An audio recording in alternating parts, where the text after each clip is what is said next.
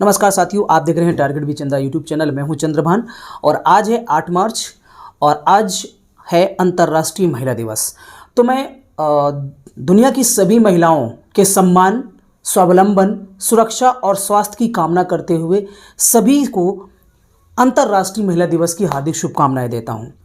दोस्तों, अंतर्राष्ट्रीय महिला दिवस की शुरुआत कब से होती है, ये क्यों मनाया जाता है और हमें अंतर्राष्ट्रीय महिला दिवस क्यों मनाना चाहिए, तो सबसे पहले जानते हैं कि अंतर्राष्ट्रीय महिला दिवस मनाने की शुरुआत कब से हुई और कहां से हुई। तो ये इतिहास है दोस्तों। अंतर्राष्ट्रीय महिला दिवस मनाने की शुरुआत की अगर बात करें तो ये 113 वर्ष पहले 1908 में इसकी शुरुआत हुई थी। कब? 1908 ईस्वी में। तो 1908 ईस्वी में इसकी शुरुआत मानी जाती है और कहां से? अमेरिका के न्यूयॉर्क शहर से। कहानी यह है कि उस दौरान लगभग 15,000 महिलाओं ने न्यूयॉर्क की शहर की सड़कों पर उतर करके प्रदर्शन किया था और वो प्रदर्शन था उनकी कुछ अधिकारों की मांग को लेकर के।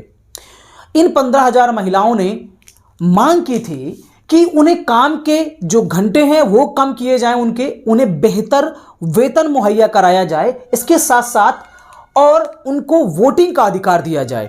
इसलिए महिलाओं ने पहली बार इतनी बड़ी संख्या में प्रदर्शन किया था, अपनी मांगें रखी थी सड़कों पर उतर करके।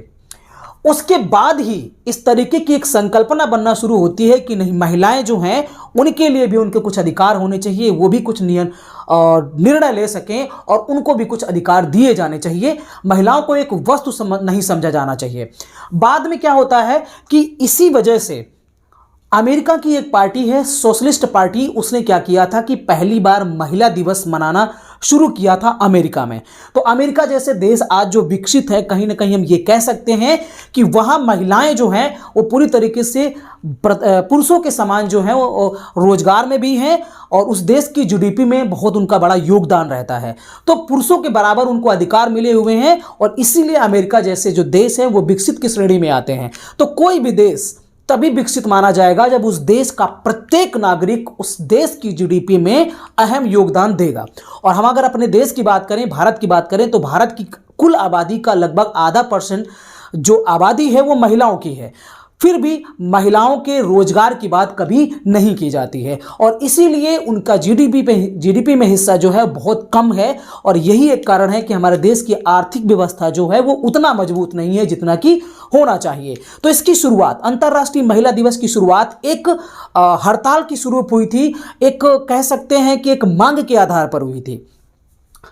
तो वोटिंग का अधिकार जो कि पहले महिलाओं को नहीं था, यहां वोटिंग के अधिकार की मांग की गई थी। और इसके बाद इस अंतर्राष्ट्रीय महिला दिवस को मनाने का पहली बार जो विचार है वो एक महिला ने दिया था जिनका नाम है क्लारा जेटकिन। क्लारा जेटकिन जो कि एक महिलाओं से संबंधित संस्था चलाती थी, उन्होंने इस अंतर्राष्ट्रीय महिला दिवस मनाने का एक विचार दिया। इस भी में एक प्रस्ताव भी रखा था इससे संबंधित। बाद में क्या होता है कि पहला अंतर्राष्ट्रीय महिला दिवस 1911 ईस्वी में ऑस्ट्रिया, डेनमार्क, जर्मनी और स्विट्जरलैंड में मनाया गया। तो अभी भी ये औपचारिक तौर पर नहीं था, अभी भी ये कुछ देशों में ही मनाया जा रहा था। और उसके बाद फिर क्या होता है कि 1975 ईस्वी में यूएनओ ने क्या किया कि एक औपचारिक मान्यता दी अंतर्राष्ट्रीय महिला दिवस मनाने की। तब से जाकर के इसको फिर एक अंतर्राष्ट्रीय स्तर पर ख्याति मिली और फिर हमने शुरुआत की, एक औपचारिक तौर पर हमने शुरुआत की अंतर्राष्ट्रीय महिला दिवस मनाने की। पहली बार किसी थीम के साथ 1996 में 1996 ईस्वी में अंतर्राष्ट्रीय महिला दिवस मनाया गया और उसकी थीम क्या थी उस समय? अतीत का जश्न, भविष्य की योजना। तो ये थीम के साथ 1996 ईस्वी में पहली बार अंतर्राष्ट्रीय महिला दिवस मनाया गया था। इसके बाद अगर बात करें इसके शताब्दी समारोह की, तो शताब्दी समारोह वर्ष 2011 में मनाया गया और इस बार हम इसी 2011 शताब्दी समारोह से अगर आप जोड़ना शुरू करते हैं तो इस बार 2021 में हम 110वां अंतर्राष्ट्रीय महिला दिवस मना रहे हैं। इस 110वें अंतर्राष्ट्रीय महिला दिवस की 2021 की थीम क्या है, ये एग्जाम की दृष्टि से भी महत्वपूर्ण हो सकता है। अंतर्राष्ट्रीय महिला दिवस 8 मार्च 2021 की थीम है महिला नेतृत्व कोविड-19 की दुनिया में एक समान भविष्य को प्राप्त करना। Women in leadership and equal future in A covid world.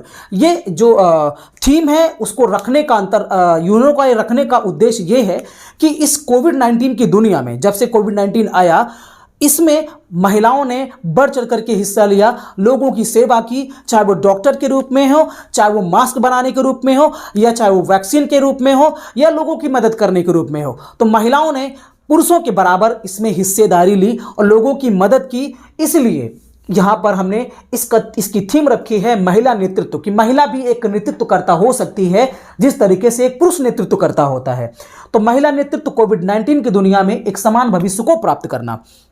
ये तो था अंतर्राष्ट्रीय महिला दिवस की शुरुआत के बारे में कि कैसे कैसे इसकी शुरुआत होती है। बात करते हैं पूरी दुनिया की। तो दुनिया में जैसे आपने देखा कि अमेरिका से इसकी शुरुआत मानी जाती है और फिर पूरी दुनिया में लगभग इसको मनाया गया और महिलाओं के अधिकारों की मांग की गई।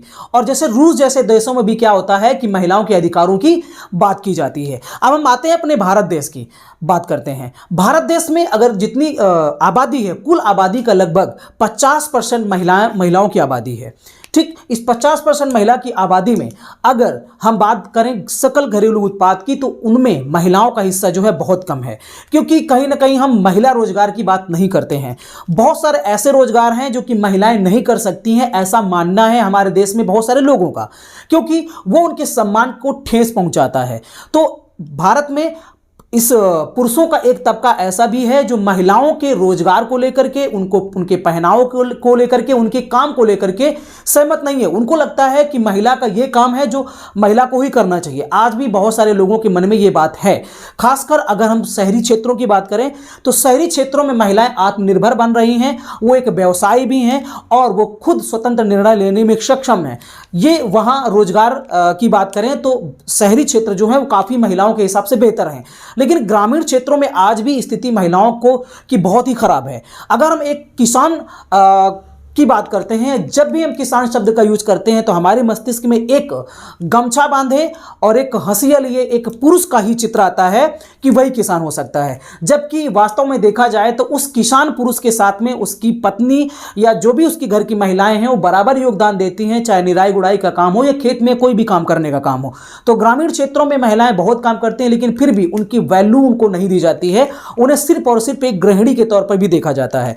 किसान एक महिला भी हो सकती है और एक पुरुष भी हो सकता है। तो फिर क्यों हमारे मस्तिष्क में एक ही प्रतिबिंब बनता है पुरुष का? कहीं ना कहीं ये हमारे पुरुष प्रधान मानसिकता की ओर हमें ले जाता है। तो हमें रूढ़िवादी विचारों से बाहर निकलना होगा और महिला अर्थात नारी सशक्तिकरण की अगर बात करनी है तो इसमें सबसे पहली शुरुआत हमें अपने खुद के घर से करनी होगी कि हमारे घर में रहने वाली महिलाएं खासकर उनका कौन सा काम कर सकती है, कौन सा काम नहीं कर सकती। एक महिला सारे काम कर सकती है, बस हमें उसको सपोर्ट देने की ज़रूरत है। वो खाना भी बना सकती है, उस तरीके से पढ़ाई लिखाई का भी काम कर सकती है। वो जो आप एक पुरुष होकर के कर सकते हैं वो महिला भी वो काम कर सकती है, बस हमें ज़रूरत होती है उसको अवसर प्रदान करने की। लेकिन अगर हमारे रूढ़िवादी विचार हैं, कहीं ना कहीं हमारी मानसिकता ऐसी है कि ये महिला का काम नहीं है, महिला बाहर घर से नहीं जा सकती है, और अगर महिला हमारे घर की बाहर जाती है तो हमारे सम्मान को ठेस पहुंचती है। इसका मतलब ये है कि कहीं ना कहीं आप महिला को स्वतंत्र होने से रोक रहे हैं, और जब आप ऐसा करेंगे तो महिला सशक्तिकरण किसी भी प्रकार से संभव नहीं है। एक महिला अगर उसके डिसीजन की बात करें तो अगर उसको स्वतंत्र निर्णय लेने दिया जाए तो एक पुरुष से भी अच्छा निर्णय वो ले सकती है। एक महिला को अगर शिक्षित किया जाएगा तो वो एक परिवार नहीं बल्कि 2 परिवारों को समृद्ध बनाने का काम करती है। फिर भी हम ये नहीं सोचते हैं। बहुत सारे ऐसे काम हैं जहां पर महिलाओं को अभी भी रोका जाता है कि नहीं, ये महिला का काम नहीं है, और उस घर की महिला अगर उस काम को करेगी तो उसके सम्मान को ठेस पहुंचती है। और ऐसी महिलाओं को जिनके पास बहुत ज़्यादा हुनर है लेकिन वो काम पुरुषों का है, अगर वो करना चाहती हैं तो उनको रोका जाता है। अगर ऐसा हम करते हैं तो कहीं ना कहीं हम भले ही महिला सशक्तिकरण की बात करें, लेकिन वो महिला सशक्तिकरण नहीं है। महिला सशक्तिकरण का मतलब ये है कि जो भी पुरुष को अधिकार मिले हुए हैं, पुरुषों को अधिकार मिले हुए हैं, सेम सारे के सारे अधिकार, वही अधिकार महिलाओं को भी मिलना चाहिए। हमें जेंडर रूढ़िवादिता, जेंडर इक्वलिटी की अगर हम बात करें तो जेंडर इक्वलिटी भी दी जानी चाहिए। 2 शब्द हैं, एक है इक्वलिटी, एक है इक्विटी। सरकारें बहुत सारे, दोनों के अर्थ अगर हम बात करें शाब्दिक अर्थ की तो दोनों का अर्थ होता है समानता, लेकिन कानूनन कितने सारे अधिकार महिलाओं को मिले हुए हैं और वो सारे अधिकार क्या वास्तव में फॉलो हो रहे हैं। अगर वो फॉलो हो रहे हैं तब तो ये इक्विटी हुई, लेकिन अगर नहीं फॉलो हो रहे हैं इसका मतलब सिर्फ हमने इक्वालिटी दी लेकिन उन पर हमने काम नहीं किया। तो हमें महिलाओं के सशक्तिकरण में काम करना पड़ेगा। अगर किसी घर की महिला सशक्त है तो वो घर सशक्त होगा। अगर इसी तरीके से देश की पूरी महिलाओं का जहाँ जहाँ महिलाएं रहती हैं वो महिला सशक्त हैं तो पूरा देश सशक्त हो सकता है। तो हमें महिला सशक्तिकरण की सिर्फ बात नहीं करनी है। हम बहुत सारे नारे लगाते हैं कि भारत माता की जय, ये बोलते हैं, लेकिन भारत माता की जय बोलने से क्या सिर्फ सब कुछ हो जाएगा? नहीं हो सकता है। ये भी बोलें, लेकिन ये बोलना तब ज़्यादा सार्थक होगा जब हम देश की महिलाओं का सम्मान करें, उन्हें हम स्वतंत्र निर्णय लेने की छूट दें, और जब उनका हम सम्मान करेंगे, उन्हें हम उनके अधिकारों को देंगे, तब देखिए भारत माता की कहना कितना ज़्यादा सार्थक होता है। देश में बहुत सारी ऐसी आज भी घटनाएं होती हैं जहां पर हमें ये देखने को मिलता है और बहुत ही आत्मग्लानि होती है कि एक महिला को किस तरीके से उसको शोषण किया जाता है, उसको प्रताड़ित किया जाता है। ये घरों में आज भी होता है। बहुत सारे पुरुष ऐसे हैं जो अपनी पत्नियों को सिर्फ एक इस्तेमाल की जाने वाली वस्तु समझते हैं, पैर की जूती समझते हैं, लेकिन बहुत सारे लोग ऐसे भी हैं जो शिक्षित हो रहे हैं और इस बात को समझ रहे हैं। तो जेंडर इक्वलिटी होनी चाहिए, मतलब लिंग के आधार पर कोई भेदभाव नहीं होना चाहिए। तो कानूनन जो अधिकार दिए गए हैं महिलाओं को, वो तभी पूरी तरीके से फॉलो हो सकते हैं जब हम सभी पुरुष मिल करके उनको सपोर्ट करें। अगर कोई महिला कोई हड़ताल कर रही है, कोई ऐसा काम कर रही है जिससे कि देश का कुछ भला होने वाला है, तो हमें उसका सम्मान करना चाहिए, उसे उसका सपोर्ट करना चाहिए।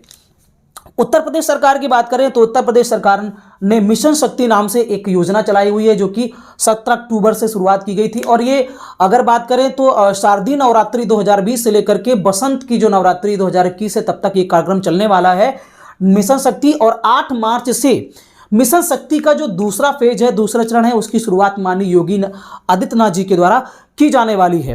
तो मिशन शक्ति में जो 3 बातें लिखी गई हैं वो है नारी सुरक्षा, नारी सम्मान और नारी स्वावलंबन। अर्थात नारी को सशक्त बनाएं, उसको ऐसी चीज़ें मुहैया कराएं जिससे कि उनकी सुरक्षा बनी रहे। नारी का सम्मान के लिए ऐसे बहुत सारे हम काम करें ताकि उनके सम्मान को ठेस ना पहुंचे। और नारी स्वावलंबन हम ऐसे काम करें कि नारी जो है वो खुद सेल्फ डिपेंड हो, आत्मनिर्भर बन सके। तो ये सारी चीज़ें, लेकिन एक साथ एक और चीज़ यहाँ पर जोड़ देनी जरूरी है, नारी स्वास्थ्य। नारी हमेशा अपने बच्चों की, अपने घर के लोगों की, जितने भी उसके घर के लोग हैं उन सभी के स्वास्थ्य का ध्यान रखती है, लेकिन अपने स्वास्थ्य के ध्यान को भूल जाती है।